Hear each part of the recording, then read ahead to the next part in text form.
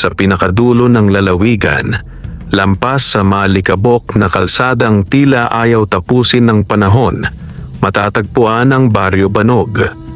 Napapalibutan ito ng malalawak na palayan at tubuhan na sa umaga ay kumikislap sa hamog at sa hapon na may ginuguhitan ng gintong sinag ng araw. Tahimik ang baryo, ngunit sa likod ng katahimikan nito ay naroon ang mga bulong ng pangungutya, ang mga matang mapanghusga at ang mga pusong madaling manliit ng kapwa. Doon nakatira si Mang Ruel, isang payat, maitim sa araw at laging nakayukong magsasaka.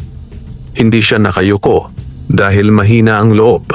Nakayuko siya dahil iyon ang nakasanayan ng kanyang likod sa buong buhay na pag-aararo at pagtatanim. Ang kanyang mga kamay ay magaspang. Ang mga kuko'y laging may bakas ng lupa at ang kanyang tsinelas ay manipis na sa kakalakad sa pilapil. Mayroon siyang isang anak na lalaki, si Noel. 12 taong gulang, payat din at laging tahimik. Ang kanyang uniforme sa eskwela ay kupas na asul, may tahi sa magkabilang tuhod at bahagyang may klina sa kanyang tangkad. Ngunit sa kanyang mga mata ay may ningning na hindi matutumbasan ng bagong sapatos o mamahaling bag. Ningning ng pangarap. Tuwing umaga, bago sumikat ang araw, sabay silang gumigising. Si Mang Ruel ay pupunta sa bukid, dala ang kanyang kalabaw na si Berto. Si Noel naman ay maghahanda para sa paaralan. Madalas ang baon niya ay kanin na may kaunting toyo o asin.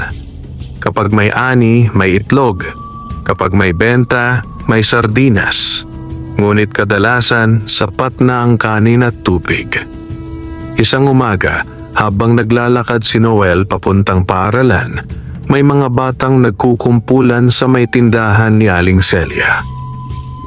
"Hoy Noel!" sigaw ng isa. "Pumili ka muna ng bagong sapatos bago ka pumasok." Nagtawanan ang mga bata. Yumuko si Noel at nagpatuloy sa paglalakad. Sanay na siya. Ngunit hindi ibig sabihin ay hindi siya nasasaktan. Sa loob ng silid-aralan, isa siya sa pinakamagaling, lalo na sa matematika. Kapag may mahirap na problema sa pisara, siya ang unang nakakataas ng kamay. Ngunit kahit gaano siya katalino, hindi pa rin iyon sapat upang patahimikin ang mga mapanghusgang bibig. Isang hapon, habang naghahapunan sila ng kanyang ama sa ilalim ng ilaw na degaas, napansin ni Mang Ruel ang katahimikan ng anak. "May problema ba sa eskwela?" tanong niya habang hinahalo ang kanin sa sabaw na malabnaw. Umiling si Noel. "Wala po, tay." Ngunit kilala ni Mang Ruel ang kanyang anak. Alam niyang may bumabagabag dito. Ngunit wala siyang maibigay kundi payo at yakap. "Anak," marahang niyang sabi, "hindi masama ang maging mahirap. Ang masama ay ang mawalan ng pangarap." Tahimik na tumango si Noel. Sa kabilang dulo ng baryo, may mga taong iba ang tingin kay Mang Ruel. Para sa kanila, isa lamang siyang karaniwang magsasaka na walang mararating. Madalas siyang hindi pansinin sa pulong ng barangay. Kapag may usapan tungkol sa puhunan o negosyo, hindi siya isinasali.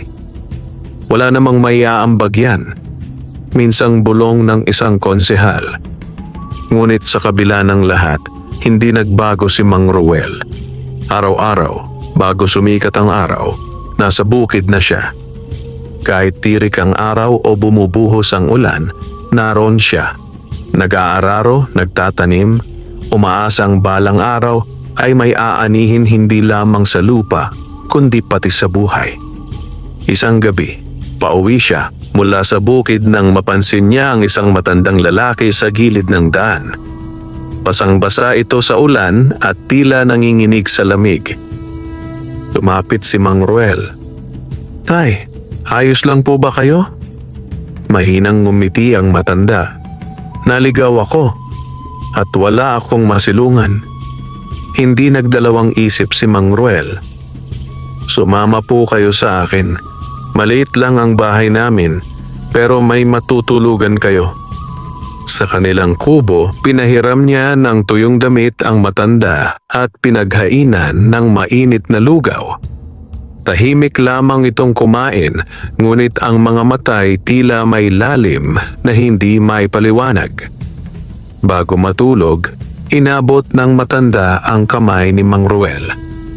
"Salamat," sabi nito. "Hindi lahat ng may kaunti ay handang magbigay." Ngumiti si Mang Ruel. "Wala pong anuman. Kung ako ang nasa kalagayan ninyo, sana may tumulong din sa akin." Kinabukasan, maagang nagising si Mang Ruel upang magtungo sa bukid. Ngunit paglabas niya ng bahay, wala na ang matanda. Tanging isang maliit na papel ang naiwan sa mesa. Hindi niya yon agad binasa. Inilagay muna niya sa bulsa at nagpatuloy sa trabaho. Sa paaralan naman, mas lalong naging mabigat ang araw ni Noel. May presentasyon sila sa harap ng klase at kailangan ng visual aid. Ang karamihan ay may makukulay na kartolina at nakaprint na larawan. Si Noel ay may lumang papel na pinagdugtong-dugtong at sulat kamay ang lahat. Habang nagsasalita siya sa harap, may narinig siyang pabulong na tawanan. Ngunit hindi siya natinag. Tinapos niya ang presentasyon ng malinaw at maayos. Nang magbigay ng marka ang guro, siya ang may pinakamataas. Tahimik ang silid. Pag-uwi niya, nadatnan niyang nag-aayos si Mang Ruel sa may mesa. Hawak nito ang maliit na papel na iniwan ng matanda. "Anak," sabi ni Mang Ruel, "tingnan mo ito." Binasa nila ang nakasulat. Isang hanay ng mga numero. Noel ang unang nagsalita. Para pong numero sa loto. Hindi mahilig tumaya si Mang Ruel. Para sa kanya, ang swerte ay nasa sipag at tiyaga. Ngunit habang hawak niya ang papel, may kakaibang pakiramdam na bumalot sa kanya. Hindi pananabik, kundi isang tahimik na pag-asa. Sa Baryo Banog, ang gabi ay payapa. Ngunit sa maliit na kubo ni Mang Ruel at Noel, may isang mumunting posibilidad na nagsisimulang magningas. Isang pagkakataong maaaring magbago ng kanilang kapalaran o isang pagsubok na magpapatibay lalo sa kanilang puso. Sa labas, marahang umihip ang hangin sa palayan. At sa unang pagkakataon matapos ang mahabang panahon, hindi lamang pagod ang dala ni Mang Ruel sa kanyang pagtulog, kundi isang tanong.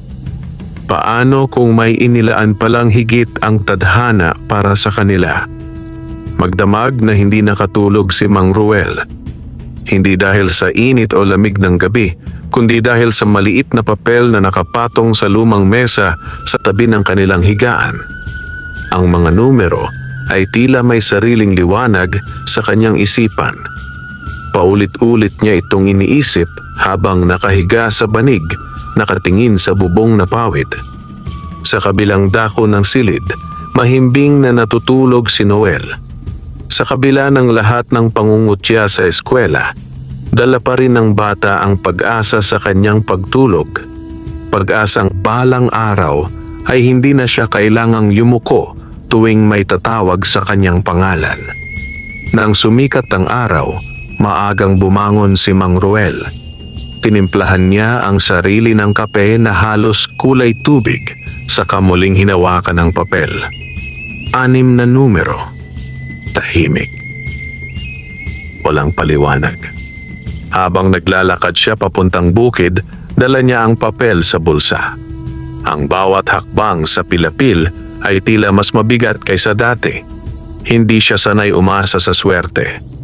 Ang alam niya lamang ay magbungkal ng lupa, magtanim at maghintay ng ani. Sa tanghali, matapos itali ang kalabaw sa punong mangga, nagpasya siyang dumaan sa bayan. Dalawang sakay ng tricycle mula sa Baryo Banog ang Lotto Outlet. Matagal-tagal na rin siyang hindi napapadpad doon. Sa loob ng maliit na tindahan, may ilan nang nakapila. Mga tindera, driver, at isang guro mula sa kalapit na barangay. Lahat may hawak na tigi-isang papel. Nang siya na ang tumapat sa teller, saglit siyang nag-atubili.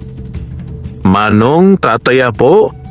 tanong ng babae sa likod ng salamin. Tumango siya at iniabot ang papel. "Ito po." Tiningnan ng teller ang mga numero at inilagay sa sistema. Lumabas ang ticket, manipis, tila walang halaga. Ngunit para kay Mang Ruel, mabigat iyon sa kanyang palad. Pag-uwi niya, nadatnan niyang nag-aaral si Noel sa ilalim ng puno ng bayabas. Lumapit siya at iniabot ang ticket. "Tinaya ko," sabi niya. Tumingin si Noel sa kanya.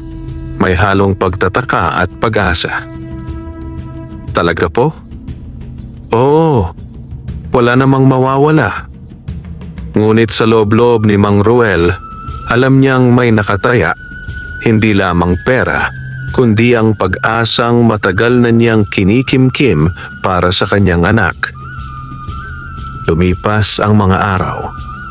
Nagpatuloy ang buhay sa Baryo Banog.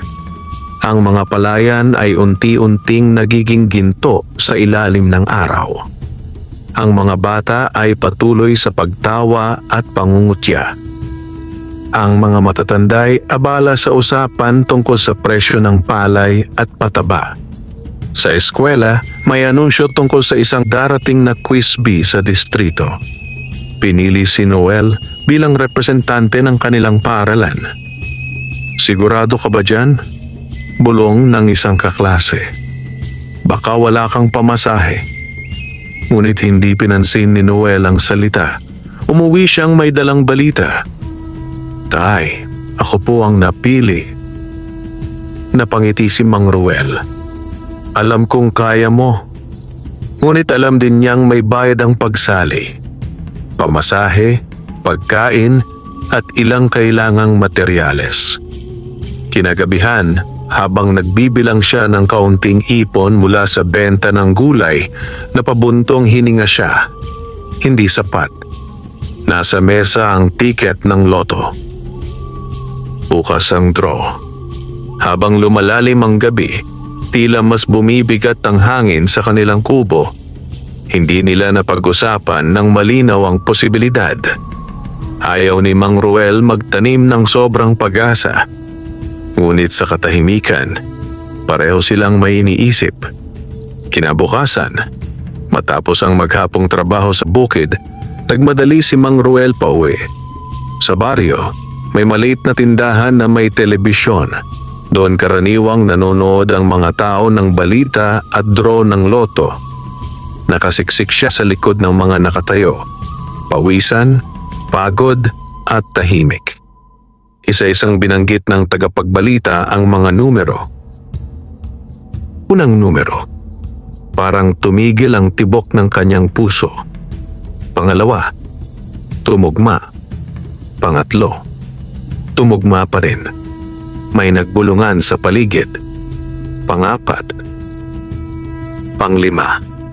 Ang huling numero ay tila bumagsak mula sa langit. Tumugma. Nanginginig ang kanyang kamay habang inilabas ang tiket sa bulsa. Isa-isa niyang tiningnan ang mga numero. Walang mali. Walang kulang. Lahat tumama. Sa loob ng maliit na tindahan, may isang taong napaupo sa bangko. Hindi dahil sa pagod, kundi dahil sa bigat ng sandaling hindi niya inakalang darating. Hindi siya sumigaw. Hindi siya tumalon. Tahimik lamang siyang napayuko. Sa unang pagkakataon, hindi dahil sa pag-aararo o sa pangungutya ng iba, kundi dahil sa bigat ng biyayang dumating sa buhay ng isang magsasakang matagal nang minamaliit. Sa Baryo Banog, Nagsisimula pa lamang ang isang pagbabagong hindi pa nila lubos na nauunawaan. Hindi agad nagsalita si Mang Ruel matapos marinig ang huling numerong binanggit sa telebisyon. Ang paligid ay tila naging malabo sa kanyang paningin. Ang ingay ng mga tao sa tindahan ay parang malayong ugong na lamang. "Pare, tumama ka ba?" tanong ng isang driver na nakasilip sa kanyang ticket. Hindi siya agad nakasagot. Isa-isa niyang muling tiningnan ang mga numero. Hindi siya nagkamali. Lahat ay tugma. Lahat. May biglang sumigaw. Nanalo siya. Tumama ang ticket niya. Sa isang iglap, nag-iba ang tono ng mga tao. Ang dating hindi pumapansin sa kanya ay ngayon nakapaligid na. May mga kamay na pumipisil sa kanyang balikat. May mga matang kumikislap, hindi sa tuwa para sa kanya, kundi sa posibilidad na baka may mapakinabangan. Ngunit tahimik lamang si Mang Ruel. Maingat niyang tinupi ang tiket at inilagay sa bulsa ng kanyang kupas na polo. Walang bakas ng pagmamayabang sa kanyang mukha, tanging pagkamangha at takot. Takot. Dahil alam niyang ang biyayang ganito kalaki ay may kasamang responsibilidad. Tahimik siyang umuwi. Habang naglalakad sa madilim na kalsada papuntang Baryo Banog, tila iba ang ihip ng hangin. Ang mga bituin sa langit ay parang mas maliwanag, ngunit ang kanyang hakbang ay mas mabigat. Pagdating sa kubo, nadatnan niyang nag-aaral pa rin si Noel sa ilalim ng ilaw na digaas. "Tay, nanood po ba kayo?" tanong ng bata. Umupo si Mang Ruel sa harap niya. Saglit siyang tumitig sa anak, sa payat nitong muka, sa mga matang punong-puno ng pangarap. "Anak," mahina niyang sabi, "tumama." Napahinto si Noel. "Tumama po?" Tumango si Mang Ruel. Lahat. Parang tumigil ang mundo sa loob ng kanilang maliit na kubo. Hindi agad nagsalita si Noel. Unti-unting napuno ng luha ang kanyang mga mata. "Tay, ibig sabihin, sagot ni Mang Ruel, may pag-asa na tayong makabangon." Hindi sila nagsigawan. Hindi sila nagdiwang ng maingay. Sa halip nagyakap sila ng mahigpit. Parang takot na baka magising at mawala ang lahat. Kinabukasan, mas maaga pa sa karaniwan, ay kumalat na ang balita sa Baryo Banog. Ang mga taong dati hindi man lang bumabati kay Mang Ruel ay ngayon nakatayo na sa labas ng kanilang kubo. May dalang ngiti, may dalang papuri, may dalang pangangailangan.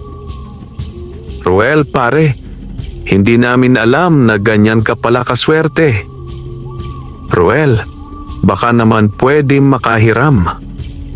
Ruel, may proyekto ang barangay." Tahimik lamang siyang nakikinig. Hindi siya sanay sa ganitong atensyon.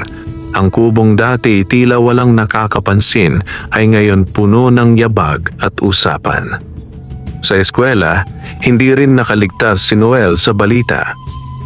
"Oy Noel, totoo ba? Mayaman na kayo?" Ang mga batang dati nanlalait ay ngayon nakangiti sa kanya. May ilan pang nag-alok na makisabay pa uwi.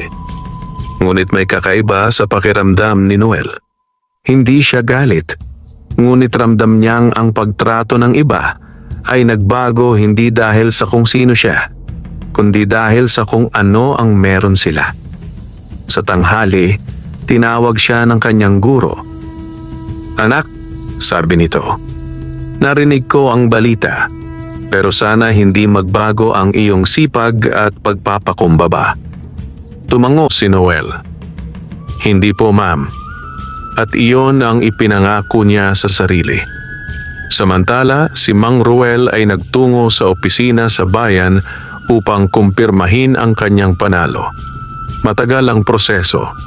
Maraming papeles, maraming pirma. Habang nakaupo siya sa malamig na upuan ng opisina, Napatingin siya sa sarili niyang mga kamay.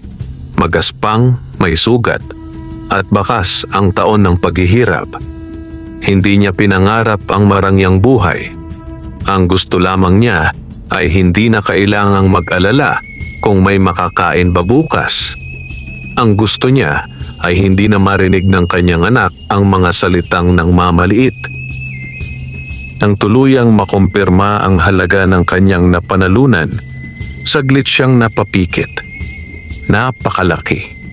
Sobra sa anumang naisip niyang posibleng mapasa kanya. Sa pag-uwi niya sa Baryo Banog, hindi siya dumiretso sa bahay. Dumaan muna siya sa kanilang palayan. Tahimik niyang tinanaw ang lupang ilang taon niyang inararo. Hindi kita iiwan, bulong niya sa hangin. Dahil alam niyang ang ugat ng kanyang pagkatao ay naroon pa rin sa lupang iyon. Ngunit hindi lahat sa baryo ay natuwa sa balita. Sa kabilang bahagi ng Banog, may ilang nagbulungan. Sigurado bang sa kanya talaga yon?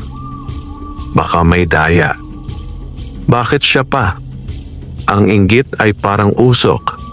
Hindi agad nakikita, ngunit unti-unting kumakalat. Sa gabing iyon, habang nakahiga sa kanilang kubo, napansin ni Mang Ruel ang kakaibang katahimikan sa paligid. Hindi na iyon ang simpleng katahimikan ng baryo. May halong pag-usisa. May halong paghihintay. "Anak," sabi niya habang nakatingin sa bubong. Hindi lahat ng biyaya ay puro saya. May kasamang pagsubok ang lahat. "Handa po ako, Tay," sagot ni Noel. Ngunit hindi pa nila alam na ang tunay na pagsubok ay hindi ang kahirapan, kundi ang pagharap sa mundong biglang nagbago ang tingin sa kanila. Sa Baryo Banog, nagsisimula pa lamang ang ingay ng pagbabagong magpapakita kung sino ang tunay na kaibigan at kung sino ang nakangiti lamang dahil sa pera. Hindi nagbago ang anyo ng kanilang kubo kinabukasan, ngunit nagbago ang paraan ng pagtingin dito ng mga tao. Ang dating simpleng bahay na pawid at kawayan ay ngayon tila isang kayamanang dapat bantayan. May mga dumadaan na kunwari napapadaan lamang, ngunit ang totoo'y nagmamasid. Maagang nagising si Mang Ruel. Sanay ang kanyang katawan sa oras ng pagsikat ng araw. Kahit milyonaryo na siya sa papel, magsasaka pa rin ang kanyang diwa. Tahimik siyang lumabas at tinanaw ang palayan sa di kalayuan. Ang hangin ay sariwa. Ang hamog ay kumikislap sa mga dahon ng palay. Walang nagbago sa lupa. Ngunit sa puso niya, may mabigat na responsibilidad na hindi niya pa lubos maintindihan. Sa loob ng bahay, abala si Noel sa paghahanda para sa eskwela. Pareho pa rin ang kanyang uniforme. Pareho pa rin ang lumang bag. "Tay," maingat na sabi ng bata, "kailangan ko pa rin pong pumasok, di ba?" Napangiti si Mang Ruel. "Mas lalo kang papasok, anak. Ang pera ay pwedeng maubos. Ang kaalaman, hindi." Tumango si Noel at umalis. Sa daan, mas marami ang bumati sa kanya. May mga batang dati hindi siya pinapansin na ngayon ay nakikisabay sa kanyang paglalakad. "Libre mo naman kami pag yumaman ka lalo," biro ng isa. Ngunit sa likod ng ngiti ni Noel, may pag-iingat. Natutunan niya agad na ang pagbabago ng trato ng tao ay hindi palaging tanda ng tunay na pagkakaibigan. Samantala, sa barangay hall ay may pulong na ipinatawag. "Malaking biyaya ito para sa Baryo Banog," sabi ng kapitan habang nakatingin kay Mang Ruel. "Maaari tayong magpatayo ng bagong covered court o kaya'y magpaayos ng kalsada." Maraming sumangayon, maraming nagmungkahi. Tahimik lamang si Mang Ruel habang nakikinig. Hindi siya sanay magsalita sa harap ng maraming tao.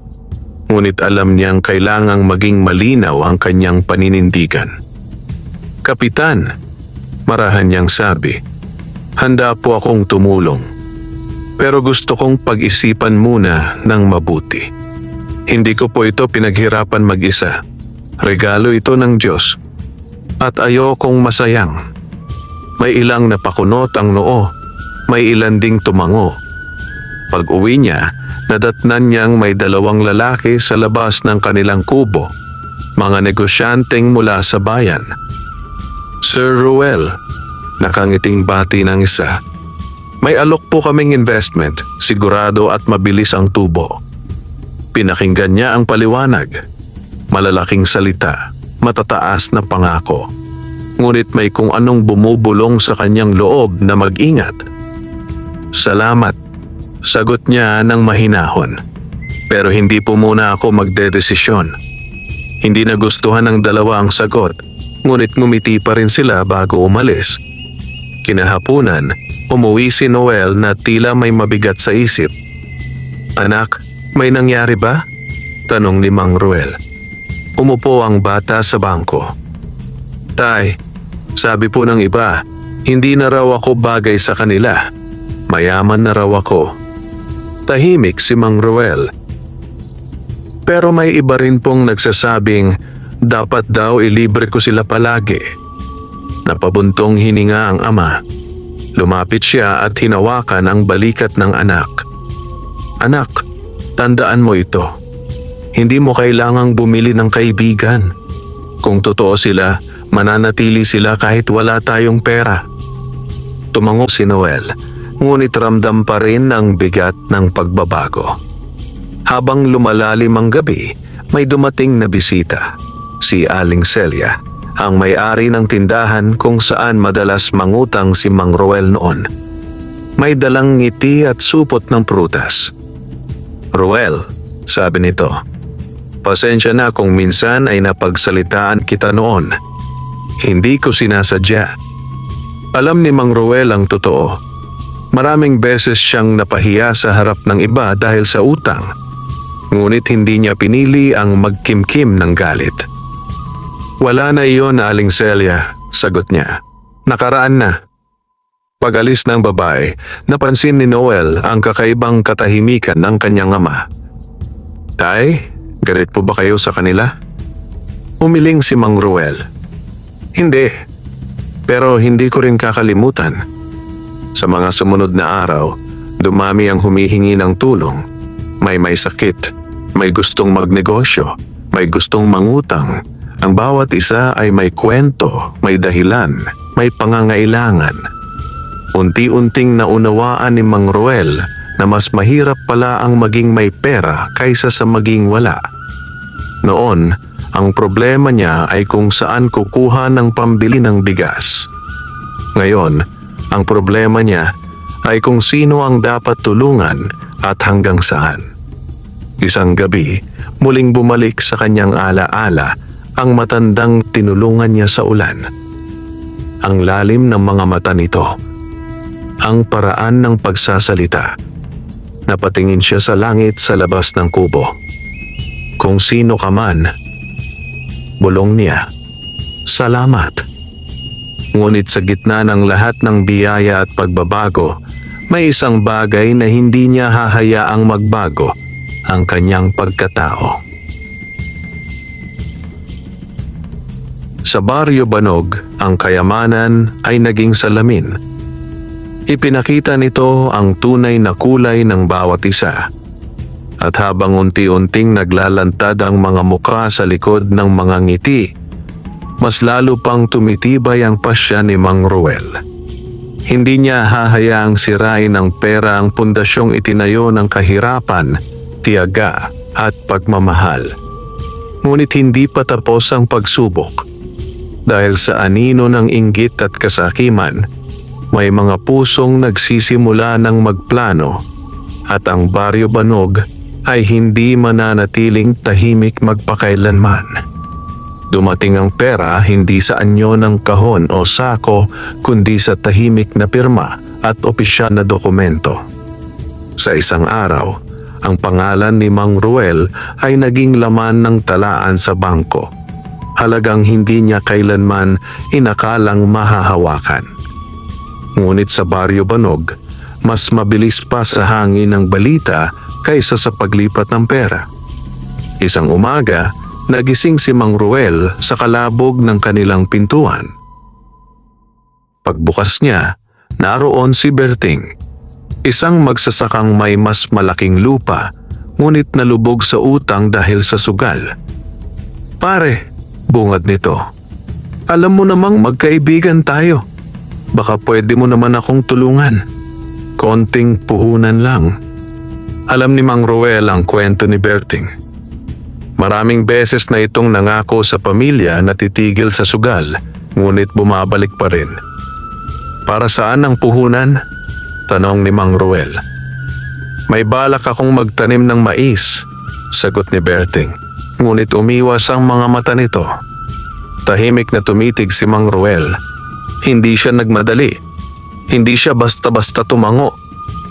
"Kung magtatanim ka, tutulungan kita. Pero hindi ako magbibigay ng pera sa sugal." Bahagyang nagbago ang ekspresyon ni Berting. "Ano ka ba, pare? Hindi naman ako ganon." Ngunit hindi na siya pinilit ni Mang Ruel. "Paghanda ka ng magbago, lumapit ka ulit." Umalis si Berting na may halong inis. Hindi nagtagal, may dumating namang kamag-anak mula sa malayong baryo. Mga taong minsan lamang bumisita noon, ngunit ngayon tila malapit ang loob. "Pinsan," masiglang bati ng babae. "Naalala mo pa ba ako?" Ngumiti si Mang Ruel kahit pilit niyang hinahalungkat ang alaala. May dalang listahan ang mga ito. Pangpaaral ng anak, pangpagawa ng bahay, pangnegosyo. Unti-unting nauubos ang kanyang oras sa pakikinig at pagpapaliwanag. Hindi niya kayang sagutin ang lahat ng pangangailangan ng mundo. Sa eskwela, iba rin ang hamon na hinaharap ni Noel. May mga batang nakikisama lamang upang makalibre ng pagkain. May mga nagpapasikat sa kanya upang makalapit sa kanyang ama.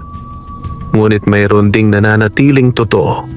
Si Liza, ang kaklasing tahimik at matiyagang mag-aral. Hindi ito nagbago ng pakikitungo sa kanya.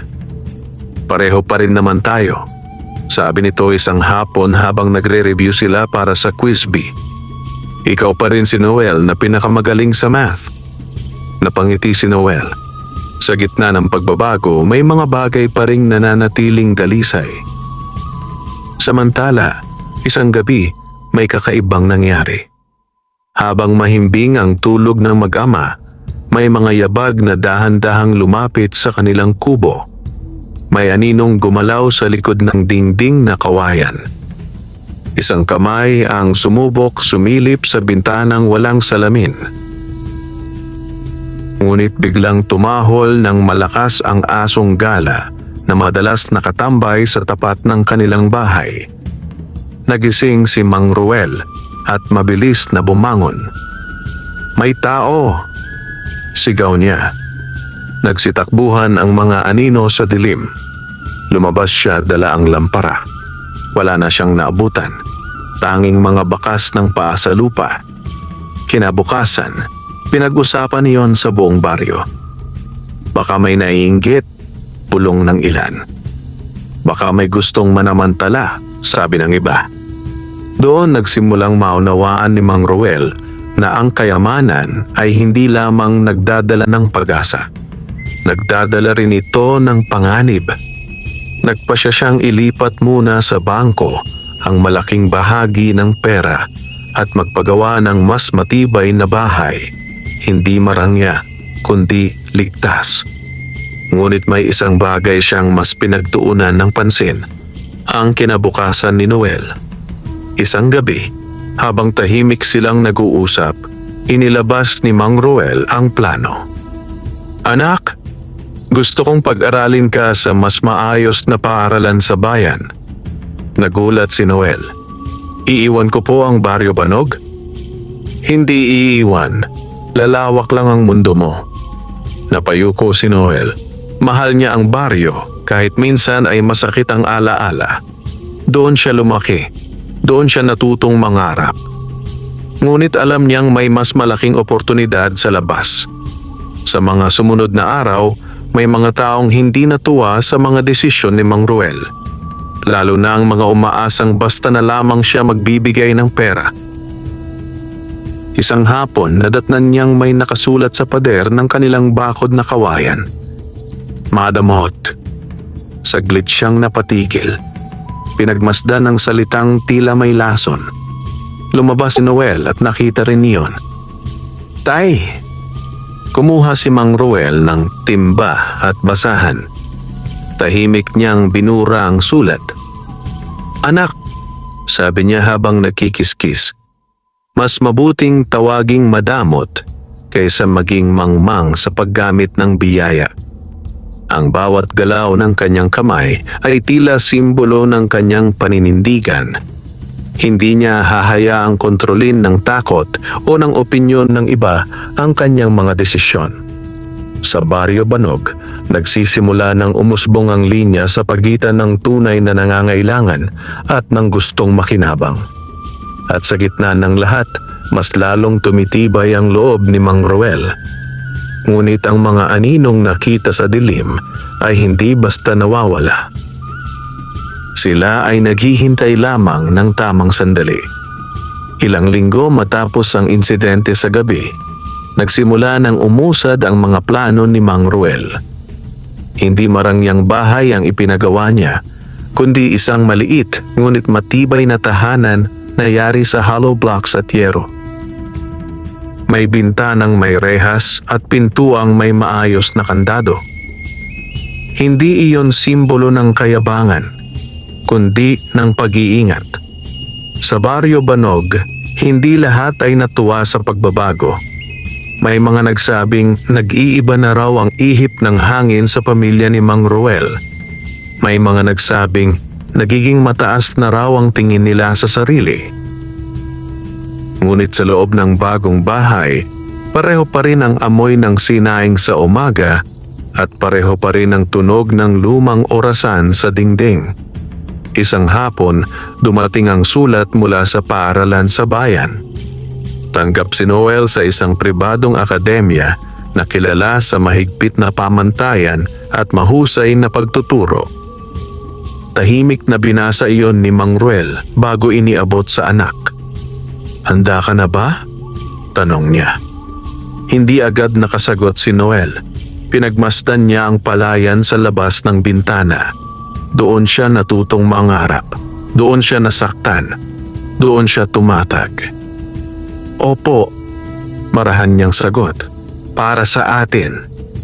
Ang unang araw sa bayan ay tila ibang mundo. Mas malalaking gusali. Mas maraming tao. Mas maingay ang kalsada. Sa loob ng akademya, napansin agad ang kaibahan ni Noel. Maayos na ang kanyang uniforme. Bago ang sapatos, ngunit may dala pa rin siyang kababaang loob na hindi natutunan sa pera. May ilang kaklase ang nagtanong kung saan siya galing. Sa Baryo Banog, sagot niya ng diretsyo. May ilan na napangiti. May ilan ding tila walang pakialam. Ngunit sa unang pagsusulit sa matematika, muling napatunayan ni Noel ang kanyang galing. Nang isa-isa nang ibalik ang papel, siya ang may pinakamataas na marka. Unti-unting nagbago ang tingin ng mga kaklase. Hindi dahil sa pera, kundi dahil sa kakayahan. Samantala, si Mang Ruel ay nanatili sa baryo. Araw-araw pa rin siyang pumupunta sa bukid.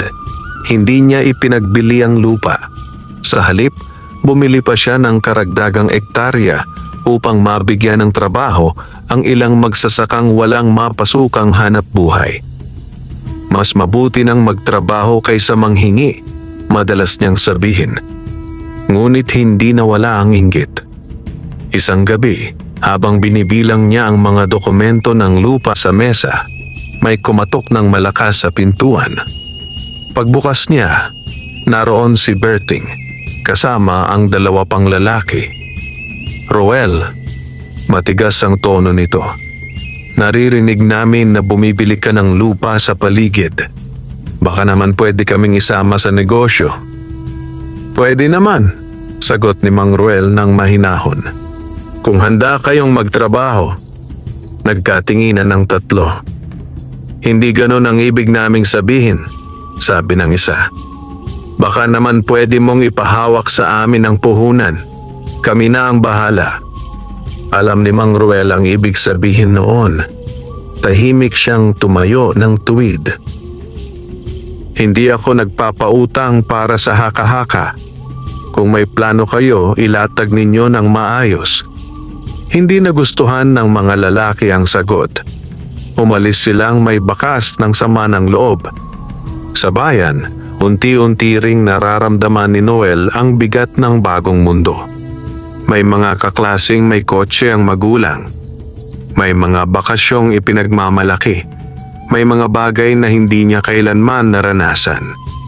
Isang araw, tinanong siya ng isang kaklase, "Kung mayaman ka na, bakit hindi ka magyabang?" Ngumiti si Noel. "Hindi ko naman pinaghirapan ng pera, pero pinaghirapan ko ang pag-aaral." Tahimik ang sagot, ngunit may lalim.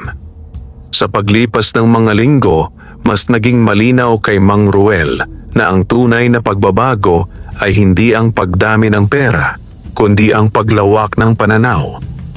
Nagpatawag siya ng pagpupulong sa barangay. Hindi upang ipagyabang ang kayamanan, kundi upang maglatag ng plano. "Magtatayo tayo ng kooperatiba," sabi niya, "para sa mga magsasaka. Hindi limos, hindi utang, kundi puhunan na may malinaw na kasunduan." May mga sumang-ayon, may mga nagduda. Ngunit may ilan ding unang beses nakaramdam ng pag-asa. Sa gabing iyon, habang nakaupo siya mag-isa sa labas ng bahay, napatingala siya sa langit. Ang mga bituin sa itaas ay pareho pa rin ng dati. Tahimik, matatag, at hindi nagbabago. Napangiti siya. Maaaring nagbago ang estado niya sa buhay, ngunit ang kanyang pinanggalingan ay nananatiling gabay. At sa bawat hakbang na ginagawa niya, alam niyang hindi lamang ito para sa sarili, kundi para sa anak na patuloy na lumalaban sa bagong mundo at para sa baryong minsan siyang minamaliit. Ngunit habang tumitibay ang kanyang posisyon sa Baryo Banog, mas lalo ring umiigting ang galaw ng mga pusong hindi kontento. Dahil hindi lahat ay handang tanggapin na ang dating nakayuko ay ngayon nakatayo ng tuwid. Habang unti-unting umuusad ang mga plano ni Mang Ruel para sa kooperatiba, mas lalong nagiging malinaw ang hati sa Baryo Banog. May mga magsasakang lumalapit ng may pag-asa sa mata. Dala ang simpleng pangarap na makabayad ng utang at magkaroon ng mas maayos na ani. Ngunit may ilan ding nakamasid lamang sa gilid, tila naghihintay ng pagkakamali. Sa unang pagpupulong ng kooperatiba, dumalo ang mahigit 20 magsasaka. Sa ilalim ng lumang punong acacia, ipinaliwanag ni Mang Ruel ang layunin. "Hindi ito bigay," sabi niya. "Ito ay tulong na may pananagutan. Kung kikita ang ani, babalik ang puhunan upang makatulong sa susunod." Tahimik ang karamihan. Hindi sila sanay sa ganitong sistema. Sa nakaraan, ang nakagawian nila ay umutang sa mataas na interes o umasa sa pangako ng politiko tuwing eleksyon. Ngunit may isang tumayo, si Mang Isko, matandang magsasaka na halos mawalan na ng pag-asa sa lupa. "Subukan natin," sabi nito. "Kung si Ruel na dating walang-wala ay tumayo, bakit hindi tayo?" Unti-unting sumang-ayon ng iba. Ngunit sa likod ng pagtitipon, nakamasid si Berting at ang kanyang mga kasama. Hindi nila nagustuhan ang ideya na hindi sila kontrolado sa pera. Gusto niyang magmukhang bayani, bulong ni Berting. Ilang araw matapos ang pagpupulong, may kumalat na tsismis sa baryo. May kapalit daw ang tulong ni Ruel. May interes din daw na mataas. Gusto raw niyang maging kapitan. Hindi alam ni Mang Roel kung saan nagsimula ang usap-usapan. Ngunit ramdam niya ang pagbabago ng ihip ng hangin. May mga hindi na sumipot sa susunod na pagpupulong. May mga umiwas ng tingin sa kanya sa palengke. Sa bayan naman, nahaharap si Noel sa mas seryosong hamon. Nalalapit ang Regional Quiz Bee at siya ang napiling kumatawan sa kanilang paaralan. Sa silid aklatan, mag-isa siyang nagre-review ng lapitan siya ng isang kaklase. "Balita ko, milyonaryo na kayo," sabi nito. "Madali na lang siguro sa iyo lahat." Umiling si Noel. Hindi po nabibili ang sagot sa exam. Ngunit sa loob-loob niya, nararamdaman din niya ang bigat ng inaasahan. Hindi na lamang siya simpleng estudyante mula sa baryo. Ngayon, may mga matang nakatingin. May mga gustong patunayan na hindi siya karapat-dapat. Isang gabi, habang papauwi si Mang Roel mula sa bukid, napansin niyang may bahagi ng palayan na sinira. May mga tanim na inapakan. May pilapil na sinadyang butasin. Tahimik siyang lumuhod at hinawakan ang nasirang palay. Hindi ito gawa ng hayop, sadyang may taong gumawa. Kinabukasan, tinanong niya ang ilang kapitbahay. Walang nakakita, walang nakarinig. Ngunit alam niyang may mensahe iyon. Hindi siya sumigaw, hindi siya nagbanta. Sa halip, ipinagawa niya ang sirang pilapil at naglagay ng ilaw sa gilid ng bukid. Sa bahay, napansin ni Noel ang pagod sa mukha ng ama. "Tay, may problema po ba?" Saglit na nag-isip si Mang Roel bago sumagot. "May mga taong hindi masaya sa pagbabago. Titigil po ba kayo?" Napatingin siya sa anak. "Hindi. Kung titigil ako, para na rin akong sumuko sa kanila." Sa araw ng Regional Quiz Bee, maagang bumiyahe si Noel kasama ang kanyang guro. Sa entablado, katabi niya ang mga estudyanteng mula sa malalaking paaralan sa lungsod. May kumpiyansa ang mga ito, sanay sa kompetisyon. Nang magsimula ang paligsahan, sunod-sunod ang tanong. Matematika, agham, kasaysayan. Sa bawat sagot ni Noel, bumabalik sa kanyang alaala ang ilaw na digaas sa kanilang kubo, ang pawis ng kanyang ama sa bukid, ang mga pangungutyang tiniis niya. Hindi siya lumaban para sa papuri. Lumaban siya para sa pangarap. Sa huling tanong, tabla ang puntos. Isang mahirap na problemang matematikal ang ibinigay. Ilang segundo ng katahimikan ang lumipas. Dahan-dahang itinaas ni Noel ang kanyang sagot. Tama. Sa Baryo Banog, halos kasabay ng pag-uwi ni Mang Roel mula sa bukid ang pagdating ng balita. Panalo si Noel. Sa unang pagkakataon matapos ang mga linggong puno ng tsismis at sabotahe, may liwanag na muling sumilay sa baryo. Ngunit hindi pa tapos ang anino. Dahil sa likod ng pagkatalo at pagkabigo ng ilan, mas lalong umiinit ang kanilang galit. At habang patuloy na tumitibay ang pamilya ni Mang Roel, may mga pusong nagdidilim. Naghihintay ng pagkakataong pabagsakin ng lalaking minsang nakayuko, ngunit ngayoy hindi na kayang yuyurakan. Masiglang sinalubong ng Baryo Banog ang pag-uwi ni Noel. May ilang batang pumalakpak, may ilang matatandang bumati. Ang balitang siya ang kampeon sa Regional Quiz Bee ay tila saglit na nagpaalis sa mga bulong ng inggit. Ngunit hindi lahat ng ngiti ay totoo. Habang nakatayo si Mang Roel sa tabi ng entablado sa barangay hall, pinagmamasdan ng anak na tinatanggap ang munting plaque ng pagkilala, napansin niya ang malamig na titig ni Berting mula sa likod ng mga tao. Isang titig na hindi nakikisaya. Pagkatapos ng simpleng salo-salo, tahimik na umuwi ang mag-ama. Sa loob ng bahay, inilapag ni Noel ang plate sa ibabaw ng mesa. "Tay," mahina niyang sabi, "para po ito sa inyo." Umiling si Mang Roel. "Hindi anak, para ito sa sipag mo." Ngunit sa gitna ng kanilang tahimik na kasiyahan, may paparating na unos. Kinabukasan, maagang dumating sa bahay ang dalawang lalaki mula sa munisipyo. May dala silang papeles. "May reklamo po laban sa inyo," sabi ng isa. Napakunot ang noo ni Mang Roel. "Anong reklamo?" "May nagsabing ginagamit ninyo ang kooperatiba upang magpalawak ng personal na interes. At may alegasyon na may hindi malinaw na transaksyon sa pagbili ng lupa." Nalamig ang hangin sa loob ng bahay. Walang katotohanan ng paratang. Ngunit alam ni Mang Roel na sa mundo ng pera at politika, sapat na ang bulong upang magdulot ng duda.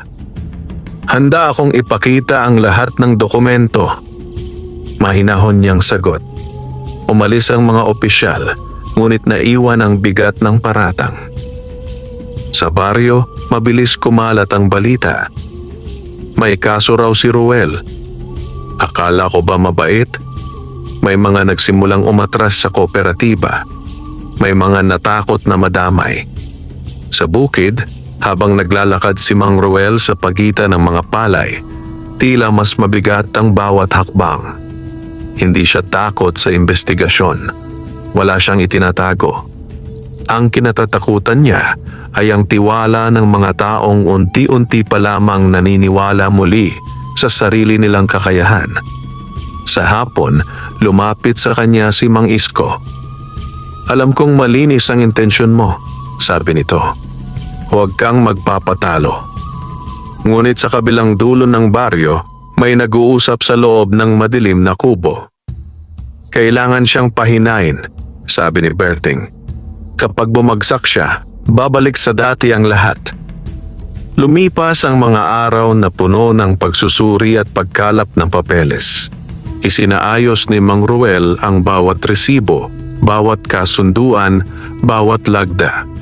Tinulungan siya ng isang batang abogado mula sa bayan na naniniwalang may saysay ang ginagawa niyang kooperatiba. Samantala, sa paaralan, napansin ni Noel ang pagbabago sa pakikitungo ng ilang kaklase.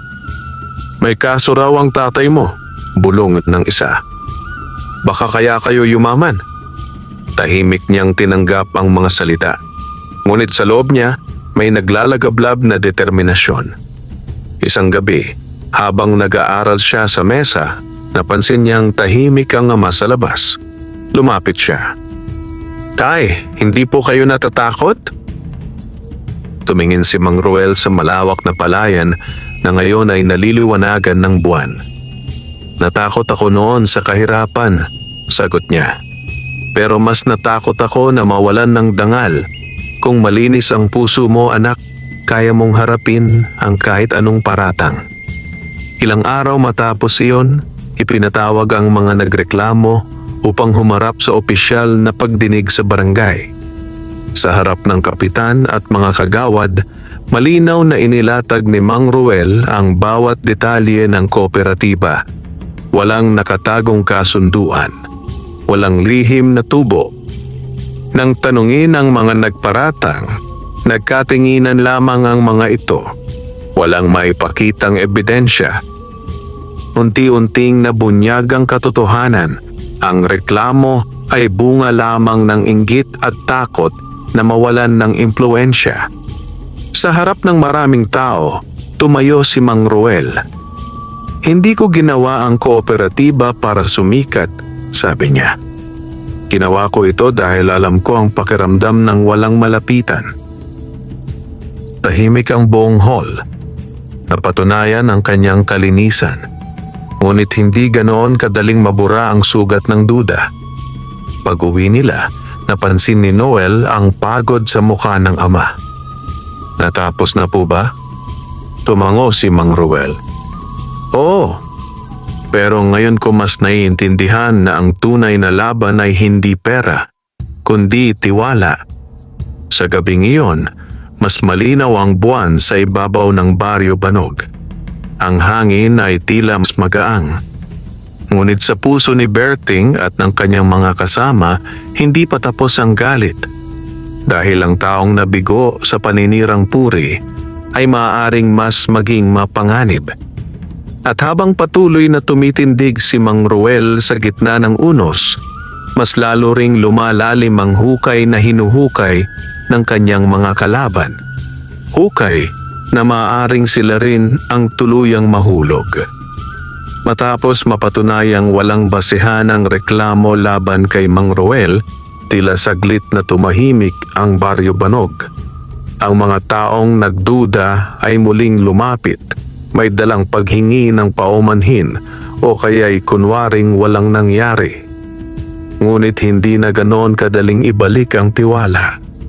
Sa loob ng kooperatiba, mas naging maingat si Mang Ruel. Lahat ng transaksyon ay isinulat, nilagdaan at ipinaskil sa bulletin board ng barangay hall. Walang lihim, walang palihim. Mas mabuti nang malinaw ang lahat, sabi niya sa mga kasapi. Para walang puwang ang tsismis. Unti-unting bumalik ang mga umatras. Nakita nila ang unang bunga ng pagtutulungan. Mas mataas na presyo ng ani dahil sabay-sabay silang nagbenta. Mas mababang gastos sa pataba dahil maramihang pagbili. Ngunit habang tumitibay ang kooperatiba, mas lalong nababawasan ang impluwensya ni Berting. Isang hapon, may isang kabataang lalaki ang lumapit kay Mang Ruel. Anak ito ng isa sa mga dating kasamahan ni Berting. May sasabihin po ako, mahina nitong sabi. Sa lilim ng puno, isinalaysay ng binata ang plano. Kung paano sinadyang sirain ang pilapil, kung paano inudyuka ng reklamo sa munisipyo, at kung sino ang nagpasimuno. Tahimik na nakinig si Mang Ruel. Wala siyang galit sa mukha, ngunit may lungkot sa kanyang mga mata. Salamat sa katapatan mo, sabi niya sa binata. Pero hindi ko kailangang gumanti. Nang kumalat ang balita na may lumantad, unti-unting napahiya si Berting. Ang mga taong minsang naniwala sa kanya ay nagsimulang umiwas. Isang gabi, habang naglalakad si Mang Ruel pauwi, nadatnan niya si Berting na nakaupo sa gilid ng daan mag-isa. Hindi na ito ang dating palaban na lalaki. Mukha itong pagod, bagsak ang balikat. Bakit mo ginawa? Tahimik na tanong ni Mang Ruel. Hindi agad sumagot si Berting. Dahil naiinggit ako, amin nito. Ikaw na dating kapantay ko. Nalampasan mo ako. Umupo si Mang Ruel sa tabi niya. Hindi kita nilampasan, sabi niya. Pinili ko lang ang ibang daan. Tahimik ang gabi. Tanging huni ng kuliglig ang maririnig. May pagkakataon ka pa, dagdag ni Mang Ruel. Sumama ka sa kooperatiba. Hindi huli ang lahat. Hindi sumagot si Berting, ngunit sa unang pagkakataon, wala na ang galit sa kanyang mga mata. Samantala, sa bayan, nalalapit na ang pambansang kompetisyon na sinalihan ni Noel.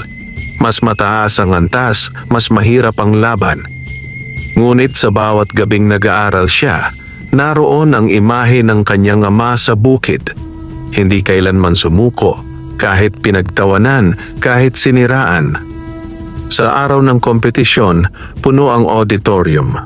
Iba't ibang paaralan mula sa buong rehiyon ang kalahok. Sa unang bahagi, nanguna si Noel. Ngunit sa huling round, isang tanong sa agham ang muntik niyang ikalito. Ilang segundo ng katahimikan. Naalala niya ang mga gabing nag-aaral sa ilalim ng ilaw na degas. Naalala niya ang pawis ng ama. Naalala niya ang salitang madamot na isinulat sa kanilang pakod. Dahan-dahan niyang binigkas ang sagot. Tama. Sa Baryo Banog, muling sumiklab ang balita ng panalo.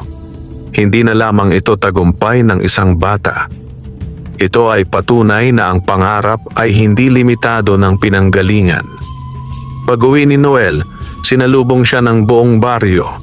Hindi lamang ng mga sumusuporta, kundi pati ng mga minsang nagduda. Sa harap ng mga tao, tumayo si Mang Ruel. Ang tagumpay ng anak ko ay hindi dahil sa pera, sabi niya. Ito ay bunga ng sipag, tiwala at hindi pagsuko. Sa gilid ng karamihan, naroon si Berting. Tahimik. Nakatingin. Unti-unting nag-iba ang ihip ng hangin sa Baryo Banog. Ang mga maskarang isinusuot ng ilan ay nagsimulang malaglag. Ngunit alam ni Mang Ruel na ang tunay na pagbabago ay hindi nangyayari sa isang gabi lamang. Kailangan itong patuloy na alagaan, katulad ng palay na hindi basta namumunga ng walang tiyaga. At habang nakatayo siya sa tabi ng anak na ngayon, ay kinikilala hindi dahil sa yaman, kundi sa talino. Naunawaan niyang ang pinakamahalagang ani sa kanyang buhay ay hindi pera, kundi dangal. Lumipas ang mga buwan at ang Baryo Banog ay hindi nakatulad ng dati. Ang mga palayan ay mas maayos ang patubig.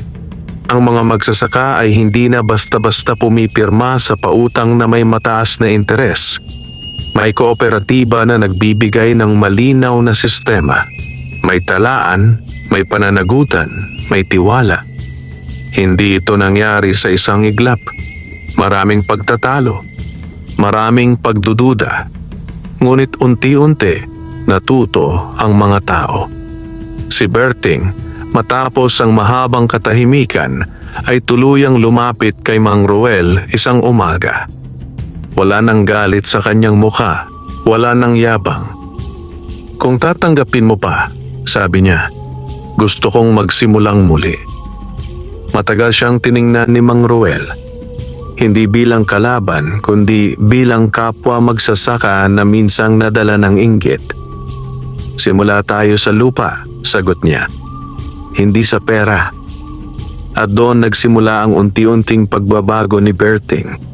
Hindi dahil napahiya siya, kundi dahil binigyan siya ng pagkakataon. Sa bayan, mas lalo pang lumawak ang mundo ni Noel. Nakakuha siya ng scholarship mula sa isang universidad na nakapansin sa kanyang mga tagumpay. Ang batang minsang pinagtawanan dahil sa kupas na uniforme ay ngayon kinikilala sa talino at disiplina. Ngunit sa kabila ng mga oportunidad, hindi siya nakalimot sa Baryo Banog. Tuwing bakasyon, bumabalik siya upang tumulong sa kooperatiba. Nagtuturo ng simpleng bookkeeping sa mga kabataang anak ng magsasaka. Itinuturo niya na ang edukasyon ay hindi lamang para sa sarili, kundi para sa komunidad. Isang hapon, habang magkasabay silang naglalakad Mang Ruel sa Pilapil, pinagmamasdan ang ginintuang palay na handa ng anihin na pangiti ang ama. Anak, sabi niya, akala ko noon, ang pinakamahalagang ani ay palay. Tumingin si Noel sa malawak na bukid. Hindi po ba? Umiling si Mang Ruel. Ang tunay na ani ay ang respeto at ang tiwalang na ibabalik sa sarili. Tahimik silang naglakad. Ang hangin ay mahinahong dumadampi sa kanilang balat, dala ang amoy ng hinog na palay. Hindi naging perpekto ang kanilang paglalakbay. May mga sugat na iniwan ng paninirang puri. May mga alaala ng pangungutya na hindi agad mabubura. Ngunit sa bawat pagsubok, mas naging malinaw kung sino sila.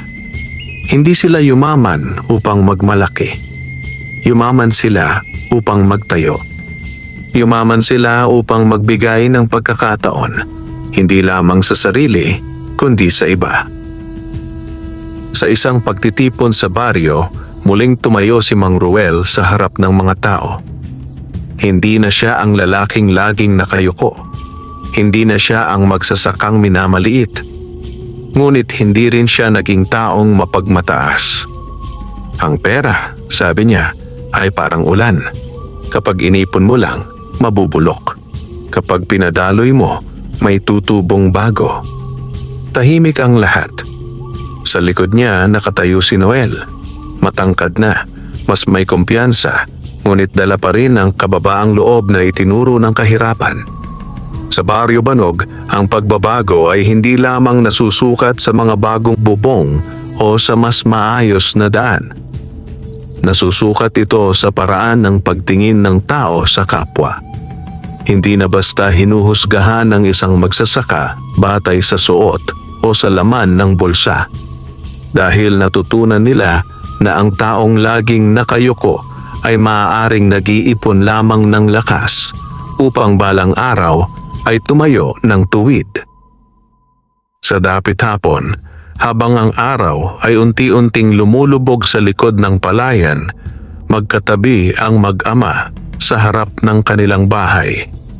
Hindi na pawid ang bubong, ngunit pareho pa rin ang hangin, pareho pa rin ang lupa, pareho pa rin ang mga bituin sa gabi. At sa puso ni Mang Ruel, malinaw ang isang bagay. Ang tunay na suwerte ay hindi ang numerong tumama sa loto, kundi ang pagkakataong patunayan na ang taong minamaliit ay may kakayahang maging ilaw para sa iba. Sa Baryo Banog, ang kwento ng magsasakang minsang pinagtawanan ay naging kwento ng komunidad na natutong tumindig ng sama-sama. At sa bawat aning kanilang pinuputol, may kasamang paalala na ang dangal, kapag iningatan, ay higit pa sa anumang kayamanang kayang ibigay ng tadhana. Wakas,